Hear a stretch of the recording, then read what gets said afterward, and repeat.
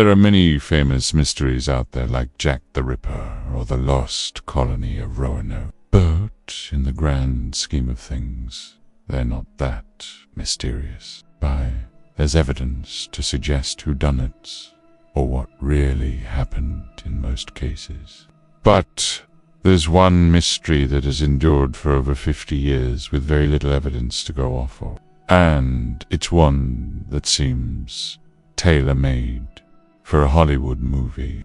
On November 24th, 1971, a man boarded Northwest Orient Airlines Flight 305 in Portland, Oregon. He told the check-in agent.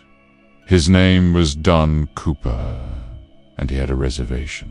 So the agent checked him in and sent him on his way. Little did she know that this man would become infamous as D.B. Cooper, and his actions would have people around the world baffled. Once Cooper boarded the plane, he settled into his seat and prepared for takeoff. Once the aircraft was in the air, he revealed his true intention. Cooper pulled out a note that read, "I have a bomb in my briefcase at the rear of the aircraft.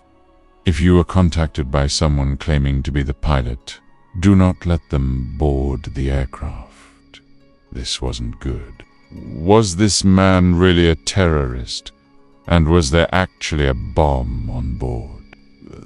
The pilots were informed about the note, and they turned the plane around and landed back in Portland. Once the passengers were safely disembarked, the FBI got involved.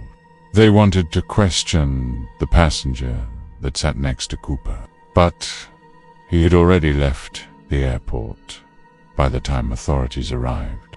After watching security footage, the FBI knew exactly who they were dealing with and why he hadn't been caught. His name was William J. Flynn, and he changed his name to Don Cooper to avoid any association with the notorious criminal that would soon become known as D.B. Cooper. When the FBI questioned Flynn, he said that Cooper had acted strange the entire flight. He was pacing up and down the aisle and kept asking when they were going to land. Flynn decided that something was up when Cooper went to the bathroom multiple times and wouldn't come out. Eventually, Cooper came out of the bathroom, handed Flynn a note, and asked him to read it aloud. And this is how the hijacking began. Cooper demanded $200,000 in ransom money and 4 parachutes. He also gave instructions on how the money was to be delivered. The FBI were able to comply with Cooper's demands, and he allowed them to continue on their route to Mexico City. It didn't take long for the money to be delivered, but Cooper never opened the briefcase to make sure the money was there. He just trusted that the FBI had done as they were told. As the plane approached Mexico, Cooper started writing another note, but this time it was different. Instead of giving it to the passenger beside him, he handed it to a flight attendant. This note simply said, "Thank you." Then he put on a suit jacket that he had brought with him and headed to the rear of the plane. The last anyone saw of him was through a window where he was seen putting on a parachute. Soon after, he exited the plane and jumped out. With a massive amount of cash in his hand, D.B. Cooper vanished into thin air. This is where things get strange, because there are so many unanswered questions. Did he survive the jump? How could the FBI have been so ill-advised? And why did Cooper seemingly leave the money behind? A lot of these questions can be answered by looking into the life of Don Cooper, or rather, William Flynn. Flynn was an experienced skydiver, an Army veteran. He learned how to skydive while in the service and kept up the hobby afterwards. When he was younger, Flynn was also a boxer, which helped him keep in shape, and it made him more confident. When he committed the hijacking, Flynn used his experience as a parachutist to fool the FBI and everyone else on board the plane. He knew exactly what he was doing, and he was well prepared. There are those who believe that Cooper might not have been such an experienced jumper. One theory is that Cooper faked being a parachutist and bought the equipment in advance to make the whole thing look legit. This makes sense, considering that Cooper had no criminal record. Why would someone without any criminal record pull off such a dangerous hijacking? There's even more evidence to suggest that he was an experienced skydiver. If you watch the video we made on DB Cooper, you'll remember that he jumped out of the plane with a briefcase full of money. That's quite a heavy load to carry, especially if you have no prior experience. But not only that, the entire operation was carefully planned out. Cooper knew exactly how much money he would need to bail himself out of any financial trouble. He also wrote several detailed letters to his lawyer in the event that he was caught. These letters outlined his plans, and they included intricate details that only someone with experience would know. For example, he talked about the best places to hide the money, and how the wind currents would affect his jump. All of this suggests that Cooper was indeed an experienced parachutist. But what about the money itself? Why would someone steal $200,000 and then jump out of a plane with it? Well, maybe he didn't mean to. One theory is that Cooper was planning to escape to Mexico and start a new life there. He could have easily gotten away with the money if he hadn't been spotted leaving the plane. But, as previously mentioned, Cooper was a skilled parachutist, and he probably thought that he could get away with jumping out of the plane with the briefcase.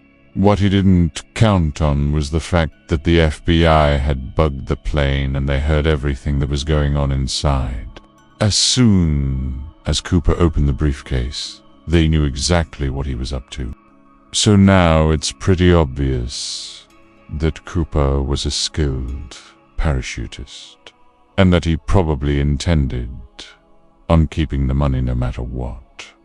So why has this case remained unsolved for all this time? Well, there are a few factors at play. First of all, there's not much evidence to go off of. Sure, there's the testimony from the passengers and crew, but that's about it. Most of the theories we have today rely on speculation and educated guess. Second of all, the FBI hasn't done much to keep the public updated on the case. In fact, they haven't said anything publicly since the 1980s. We don't even know if they're still looking for Cooper, or if the case has gone cold. Finally, many people who could have shed light on the case are no longer alive. The people who were on board the plane with Cooper have long since passed away, and we can't ask them what really happened. So, here are some of the leading theories as to what really happened to DB Cooper. Theory No. 1.